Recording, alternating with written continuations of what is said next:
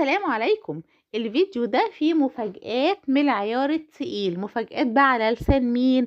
على لسان الحاجة سوسو اللي هي الحاجة سعدية، ولا نقولك يا ام البطل، ولا نقولك يا ام حمدي ووفاء، ولا نقولك ام محمود اللي عدت كل الحدود. كل دي اساميك يا حاجة. ايه يا حاجة الكلام الكبير اللي انتي قلتيه ده؟ بصوا بقى يا جماعة، الحاجة النهاردة قالت ايه. هاتلكوا بقى كوباية الشاي كده عشان نمزمز. بس اول حاجة بطلب منك لو لسه ما اشتركتيش في القناة اشتركي في القناة بسرعة، ودوسي على زرار اللايك عشان الفيديو يترفع، وكمان اكتبي لي كومنت قولي لي ايه رأيك في الكلام دوت. اللي مش متابع الموضوع يشوف الفيديوهين اللي انا نزلتهم امبارح واول. ودلوقتي هقول لكم بقى ايه الحاجة سعدية عملت ايه. نزلت فيديو كده من نص ساعة قالت فيه عن مفاجأة جامدة جدا. قالت يا جماعة انتوا مش مصدقين حكاية الإسدال اللي آلاء حوارات اللي هي مرات ابنها عملت لي سحر بالإسدال. في ناس منكم مصدقة وفي ناس مش مصدقة. طب أنا بقى عشان أثبت لكم اللي انتوا للناس اللي مش مصدقة اللي انتوا تصدقوني، راحت مطلعة شوية صور، جايبة شوية صور يا حاجة سعدية من مصر لتركيا وحطاهم في شنطتك. يا قلبك يا قلبك الجامد ده، انت رايحة بقى وناوية نية. جايبه يا جماعه شويه صور، هي بتقول ان كان عندها على الكومود بتاعها اللي في اوضتها برواز كده حاطه فيه صور العيله كلها. صور بقى حمدي ووفاء وعياله، وصور بقى ايه، حسن ونهال ومحمود وسحر، وصورها وصور الحاج، وصورة مين بقى، وصورة شروق. شروق دي بقى تبقى بنت مين؟ بنت محمد حوارات. يعني هي في الفيديو عايزة تعرفنا اللي ابنها كان متجوز ومخلف، زي ما مين اللي قال، زي ما ابو زياد قال زمان.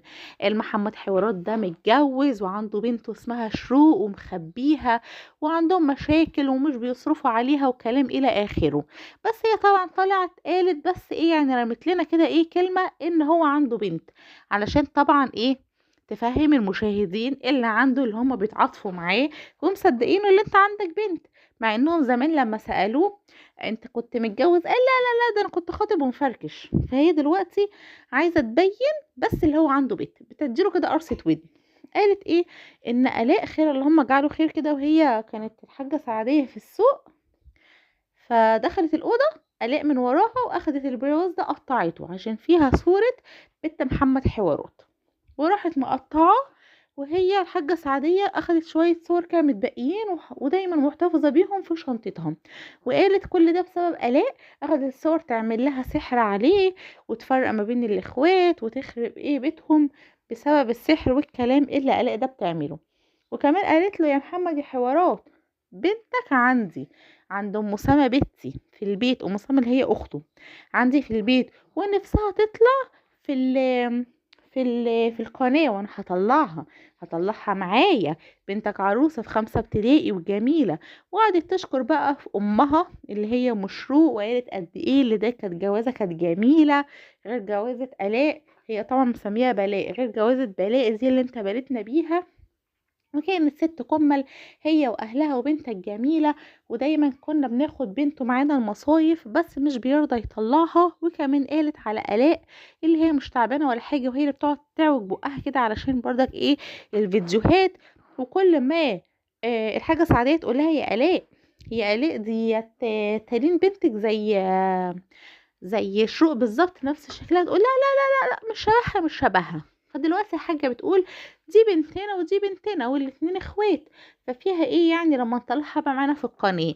بس دلوقتي السؤال هنا، اشمعنى دلوقتي حاجة سعدية البنت يعني جبتي سيرتها؟ وكمان كان في بنت محمود اللي هي من زوجته الاولانيه، برضو ظهرتوها شويه ومش بتظهروها، وكده بتثبت لنا كلام ابو زياد اللي انتوا بتظهروا ناس من اجل المشاهدات وبتشيلوا ناس من حياتكم من اجل المشاهدات. والصراحه كده الموضوع شكله مشاهدات في مشاهدات، بالدليل ان انتوا عمركم ما جبتوا سيره البنت دي قبل كده. وكمان بتقوله في الفيديو يا محمد يا حوارات، انت لو ما بطلتش تتكلم على اخواتك في السوشيال ميديا، ده انا كل يوم والتاني بقى ايه هقعد اعمل فيديو واتسلى عليك بقى في القناه دي، لان انت كمان اخدت ذهبي وسافرت بيه. يعني هي بقى تقريبا متضايقه بقى من الذهب ومتضايقه بقى من القناه الحوارات اللي اتقفلت، فبقى ايه بتمخمخ له. فهي يا جماعه احنا قلنا الحاج ابوهم طلع رد في الفيديو اللي فات وبنحسب الموضوع خلص على كده، بس الحاجة سعدية كان عندها كلام تاني خالص خالص. ودلوقتي كله ده بيأكد كلام ابو زياد. هو بقى من البداية سبحان الله حق ابو زياد ده بيرجع له دلوقتي، عشان هو كان عايز عياله يربيهم. ابوهم عايش على وش الدنيا، انتوا ربيتوهم، بس هو قال انتوا مش بتربوهم من اجل المنفعة، كان بيقول انتوا بتربيهم عشان هم جايبين لكم شغل في القناة. وهو اللي طلع قال اللي فعلا محمد حوارات دوت هو متجوز قبل آلاء، وانتوا كنتوا بتنكروا، او هو محمد حوارات ده بالذات كان بينكر. فالله اعلم بقى يا حاجة، هو انت دلوقتي جاية تقولي اللي ابنك مخلف علشان تسوقي بقى سمعته قدام جمهوره وتعرفي الناس اللي هو كان متجوز قبل كده، ولا ايه؟ احنا برضو مش عارفين. بس شكل الحاجة سعدية ناوية على نية، لان هي عمالة بقى ايه تشرب بقى الكنزية بتاعتها، وعمالة بقى ايه تغني له كده يا محمد يا بطل يا محمد يا بطل. فانت شكلك يا محمد يا بطل داخل على ايام ما يعلم بها الا ربنا. فيا جماعة برضو للمرة المليون حلوا مشاكلكم ودي، حلوا مشاكلكم ودي، حلوا مشاكلكم ودي، لان المشاكل الصراحة بدأت تكتر، والكلام كده بدأ يكتر على عيلتكم، وكانت عيلة لذيذة وجميلة. وانت يا حاجة سعدية اللي قلتي هتكملي الحواديت. طب احنا بقى كجمهور بقى بنطلب منك بقى، عايزين نعرف بقى هو الصراحة فركش مع ميرفت ليه؟ ياما الفيديوهات اللي فاتت كان عمال يقول ميرفت ميرفت ميرفت خطيبتي خطيبتي، اللي كان خطيبها بقاله 4 سنين دوت. عرفينا بقى، عرفينا ليه بقى اتخانق بقى مع مشروق بقى. ما احنا قاعدين بقى ايه نتعرف بقى عليكم يا جماعة. المشاكل دي غلط جدا جدا، وبجد حلوها ودي، لان انتوا بتنصفوا ناس على حساب ناس، وبتطلعوا اسرار بيوتكم ويعني في السوشيال ميديا. دي حاجة جدا جدا صعبة الصراحة، وحاجة يعني الواحد مش مستوعبها. يعني اللي انتوا بالذات تعملوا كده، ياما ما طلعتوش تردوا، ياما كان في انتقادات، ياما كان في مشاكل من ايام ام زياد الله يرحمها، عمركم ما طلعتوا اتكلمتوا في مشاكل خالص. جايين دلوقتي تطلعوا المشاكل، وعلشان ايه؟ علشان ايه بس؟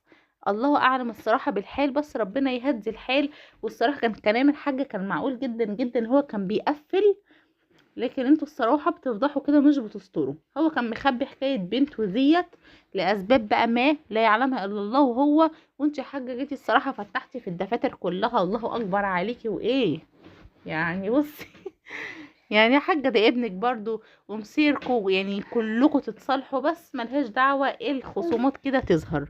وانا بقى من شخصيتي انا، يعني رأيي بقى اللي انتوا تجيبوا فعلا بقى ايه تالين تتعرف بقى على شروق اختها، وتعيشوا بقى اسره متحابه طالما انتوا كده متحابين. بس انا ليه كده حاسه اللي كمان يومين 3 هيظهر فيديو لام شروق تقول عكس الكلام ده، وانتوا بتعاملوا شروق وحش وكلام الى اخره، وعمركم ما بتودوهم ولا بيودوكوا، وحاسه كده الكلام هيتغير. فاحنا قاعدين اهو بنتفرج، بس انا اتمنى ان الفرجه ما تزيدش عن كده، لان هو مش مسلسل، مش هنقعد نعمل حلقات حلقات حلقات على مشاكل شخصيه موجوده في كل البيوت وعند كل الناس. انا اتمنى الموضوع يقف لحد كده هوت، وترجعوا الميه لمجاريها، ومش عشان هو بيفسح مراته او عامل قناه لنفسه او فلازم نقعد نحط عليه ونحبطه. خلاص بقى يعني هو يقعد يتعايش، وربنا هو اللي عالم بالحال. لو الاقي وحشه هو اكيد هيستكشفها مع الايام، ويبقى هو بقى يحل مشكلته مع نفسه، وانتوا بس هتقولوا له احنا ياما نصحناك. لكن اللي انتوا فيديوهات